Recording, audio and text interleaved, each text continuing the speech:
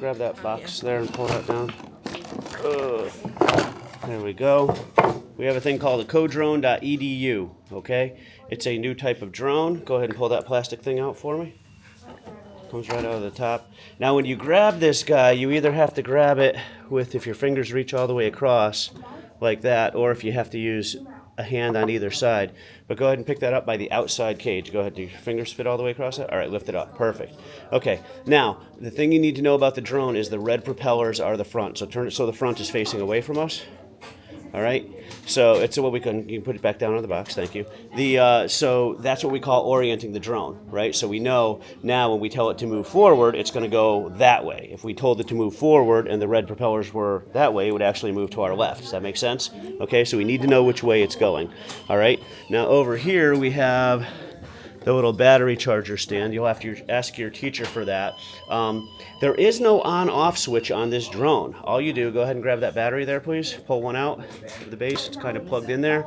And you'll notice on the battery, if we get it in nice and close here, there's a little notch, okay, on the one side of it. And if we turn the drone over, oops, I'm holding it the wrong way. Look at me. Grab it by the outside.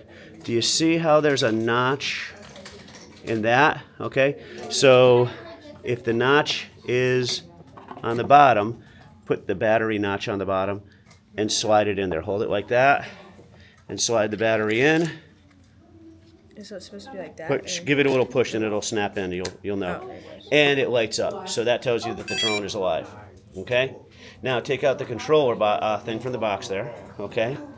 We're going to be using our computer. Basically, here's what's going to happen is we're going to use Blockly on our Chromebook, and we're going to make code, and the controller, this guy, is going to be plugged into the Chromebook, okay?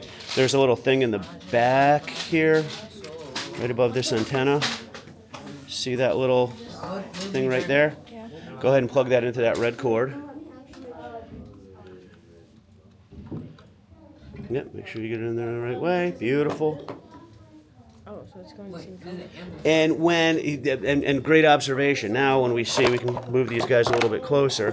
When the drone and the controller are the same color, they're both green now they're both blue, they're kind of scrolling through the different colors, that means they're connected, okay? And this guy here should say the word link, okay? That means that now this drone is talking to this controller that's plugged into this Chromebook, and whatever we do on this Chromebook is going to allow us to make the drone fly, okay?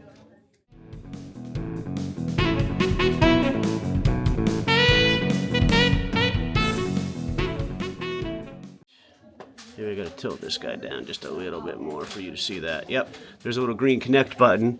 So it says drone not connected, so I'm gonna click on that. And it's going to give me this little dialog box, and I'm going to click here and say connect. And this says disconnect, which tells me it's connected. All right. Now we've got a couple of blocks of code here. I can make this guy over here go away and get smaller.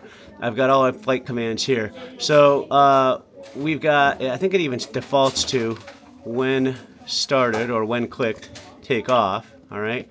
And if it doesn't, by the way, you can just get rid of pieces of code here in the little garbage can. There we go. Okay, so I've got my flight commands.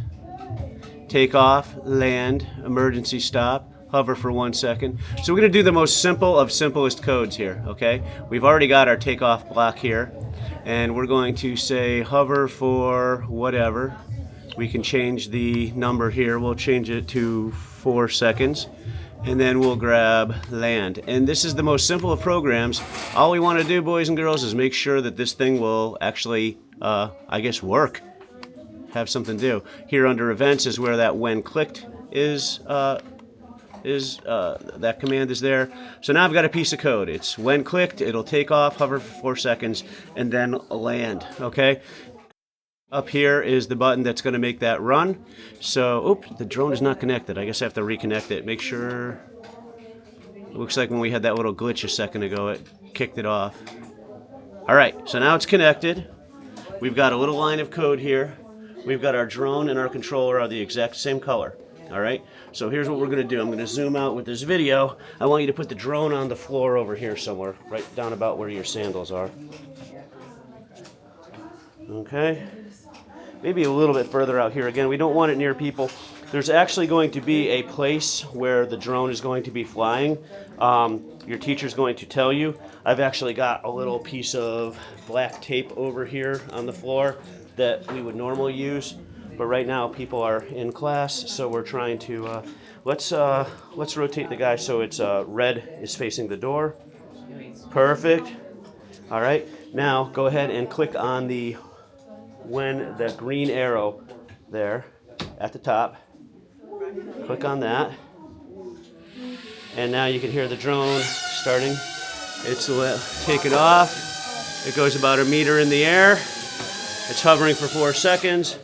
And then it's landing back down. Now, I know that wasn't very impressive, but that tells us that the drone and the controller and the computer are all communicating, and now we can start to do more interesting things with our programming, all right? Remember, the red propellers are where the front of the drone is, and we've got to keep it within our space. In other words, we don't want to be driving the drone into our fellow classmates or banging it into walls, all right? If you look on the thing over here, there's actually an emergency stop button. If you were to click that button, the drone just basically drops like a rock out of the air. So if you're going to like hit the wall or you're going to run it into somebody that was working on another module, you would hit that emergency stop button and it would just lose all power. It'll drop to the ground. It's not great for it, but you're not going to break it. And it's better than running it in, getting it caught in somebody's hair, right? Or having it smash into the back of their head while they're coding at another computer or something. All right?